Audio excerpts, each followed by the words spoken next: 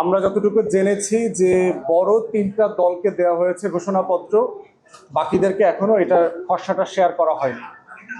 তো সনদের যে খসড়াটা আসছে, এই খসড়াটাতে কি কি বিষয় অন্তর্ভুক্ত হবে এইটা এখন কমিশন ফাইনাল করবার জন্য চেষ্টা করছে। এই জন্য আজকে 3-4টা বিষয় এজেন্ডাভুক্ত করা হয়েছে। যদি রাজনৈতিক দলগুলো মোটামুটি একমত হতে পারে, তাহলে সনদে কি কি বিষয় লেখা থাকবে টপিক আকারে সংস্কারের, সেই জায়গাগুলোর ব্যাপারে চূড়ান্ত করা সম্ভব হতে পারে। তো সেটাকে সামনে রেখে আজকে আপনার আলোচনাটা বিকেলে যেটা শুরু হয়েছে নারীদের প্রতিনিধিত্ব নিয়ে। সাধারণত হাউসের আপনার নারী প্রতিনিধিত্ব 50 থেকে 100 করা, অথবা 1-2 জন বলেছে 50-এ রাখা, এই ব্যাপারে মোটা দাগে একমত আছে। যেখানে আটকে গেছে সেটা হচ্ছে যে এই 100 নারী সদস্য কিভাবে নির্বাচিত হবেন।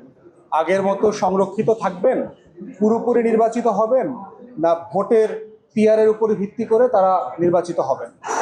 আর দ্বিতীয় আর একটা প্রস্তাবনা আসছে যে রাজনৈতিক দলগুলোকে ন্যূনতম 1% সরাসরি নারী নির্বাচনের জন্য বাধ্য করা যায় কিনা, সেটা 5% দিয়ে শুরু হতে পারে এবং প্রত্যেক সংসদে সেটা আরো 5% করে করে বাড়বে। যেটা একসময় 100 জন নারী নির্বাচিত হয়ে আসার মতো অবস্থা তৈরি হবে, তখন সংরক্ষিত আসনের প্রস্তাবনাটা সংবিধান থেকে বাতিল করা হবে। তো সেই জায়গাতে অনেক রাজনৈতিক দল ভিন্নমত করেছেন, কারণ অনেক রাজনৈতিক দল, ইভেন আমরাও এবি পার্টি বোধ করছি 5% আসনে এমপি প্রার্থী দেওয়ার মতো যোগ্য নারী এবং কনস্টিটিউয়েন্সি আসন আসলে আমাদের নাই। তাই যদি এটা সরকার অথবা কমিশন যদি বাধ্যতামূলক করে দেয়, তাহলে আসলে আমরা আইন লঙ্ঘনের জায়গায় চলে যাব। বরং হচ্ছে আমরা চাচ্ছি যেটা একটা ডাইরেক্টিভ আকারে, নির্দেশনা আকারে আসুক, যে গ্র্যাজুয়ালি রাজনৈতিক দলগুলো এইটা মেনে চলবে এবং আসনটা বাড়াবে। আমরা সেটা চাচ্ছি। এবং ইসলামী দলগুলো দেখলাম মোটা দাগে অনেকগুলো দল একই মত চাচ্ছে, বেঁধে না দিয়ে আপনার ধারাবাহিকতাটার ক্রম ধরে রাখা আর কি। এর বাইরে সবচেয়ে গুরুত্বপূর্ণ এখন যেটা ব্যাকডোরে আলোচনা চলছে সেটা হচ্ছে আপনার ঘোষণাপত্র এবং সনদ। এবং আপনারা জানেন যে ঘোষণাপত্রটা মোটামুটি সবাই চাচ্ছে 5 তারিখের মধ্যে ফাইনাল করে ফেলবার জন্য, কিন্তু অধিকাংশ রাজনৈতিক দল যেটার খসড়া এখনো পায় নাই, এবং এটা কোন ফোরামে আলোচনা হবে এটা আমরা এখনো জানি না, চূড়ান্ত হবার প্রসেসটা কি। আবার ঐকমত্য কমিশনকেও কিন্তু তার কাজের এখতিয়ারের ভিতরে ঘোষণাপত্র দেয়া হয় নাই, তাহলে এখানেও এটা আলোচনা করা সম্ভব হচ্ছে না। তাহলে সেই বাস্তবতায় ঘোষণাপত্রটা আসলে কিভাবে চূড়ান্ত হবে, যদি 5 তারিখের আগে সেটা স্বাক্ষর করে ঘোষণা করতে হয়, সেটা আমাদের কাছে পরিষ্কার না। তাই আমরা বিভিন্ন জায়গাতে ইতিমধ্যে এটা রেজ করেছি। আমরা শুনেছি 4 জন উপদেষ্টা নাকি এটার জন্য দায়িত্বপ্রাপ্ত। তাহলে সেই 4 জন উপদেষ্টাকে তো এই ফোরামে কোনো না কোনোভাবে বসতে হবে, রাজনৈতিক দলের সাথে বসে এটা চূড়ান্ত করতে হবে। তো সেটা আমরা অপেক্ষায় আছি তারা কখন বসবেন। অথবা আমরা বোধ করছি যদি প্রধান উপদেষ্টা মনে করেন এই কমিশনের কার্যপরিধিকে সংশোধন করে ঘোষণাপত্রের আলোচনাটাও তারা করতে পারবেন, এই মর্মে একটা প্রজ্ঞাপন নতুন করে জারি করা যেতে পারে, যেখানে যেই 4 জন উপদেষ্টা এটার দায়িত্বে ছিলেন তারাও মিটিংয়ে অংশগ্রহণ করবেন। সেইটা অনেক সহজ হতে পারে। সেক্ষেত্রে কমিশনের যারা সদস্য আছেন তারা বিবেচনা করবেন তারা এটা করতে পারেন কিনা, কারণ এটা খুব জরুরি। বাংলাদেশের একমাত্র স্মার্ট সিটি বসুন্ধরা এখন আরো নিরাপদ, আধুনিকতায় আরো এক ধাপ এগিয়ে। সনদের আলোচনাটা একটু পিছিয়ে যেতে পারে, 7 দিন 10 দিন হতে পারে, কারণ এই কমিশনের মেয়াদ আছে 15 তারিখ পর্যন্ত। সেক্ষেত্রে এই আলোচনাটা 5-7 দিন পিছিয়ে গেলেও আমরা খুব বেশি পিছিয়ে যাব না, কিন্তু ঘোষণাপত্রটা একমত হওয়াটা খুব জরুরি হয়ে গেছে। আর একটা হচ্ছে যেটা সবচেয়ে বড় আলোচনা এখন, সনদের স্ট্যাটাস কি হবে। এই যে সনদটা হচ্ছে, এটা কি একটা জাতীয় ওয়াদা আকারে থাকবে, না এটার একটা আইনি বাধ্যবাধকতা থাকবে।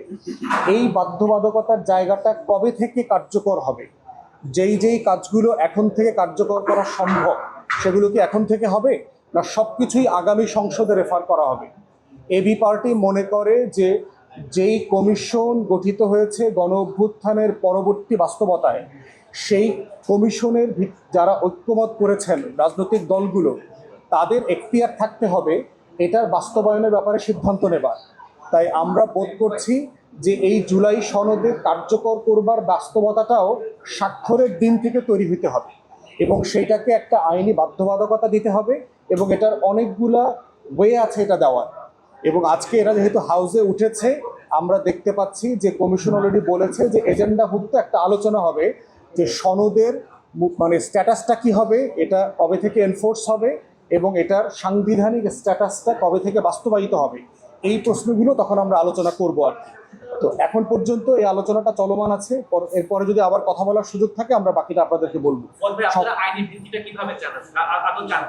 আইনি ভিত্তি চাই, কারণ আইনি ভিত্তি না থাকলে এতদিন ধরে কমিশনের সাথে সলা পরামর্শ করা, জনগণের করের টাকা খরচ করে খাওয়া দাওয়া করাটা বৃথা হবে।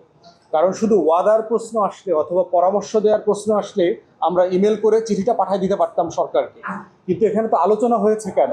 ঐক্যমতের জন্য আলোচনা হয়েছে। এবং যেই কাজটা আমরা এখনই করতে পারি সেটা কেন আমি 2 বছর পরে করব? যেমন ধরেন আমরা যদি সবাই একমত হই যে নারী আসন আমরা 100 করব, সেটা কেন আগামী সংসদেই হবে না?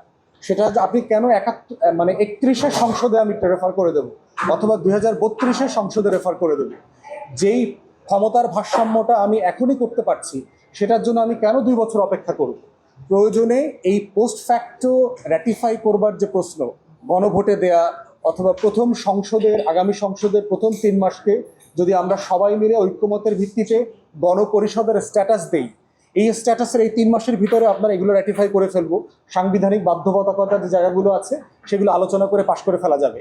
তা না হলে যেটা হচ্ছে, আগামী সংসদে যারা এই আলোচনার অংশ ছিলেন না, অধিকাংশ মানুষ আমি দেখতে পাচ্ছি যারা সংসদে যাবেন না, এই আলোচনার অংশ যারা আছেন, নতুন করে যারা সংসদে আসবেন তারা কখনোই এই আলোচনার ধারাবাহিকতায় ছিলেন না।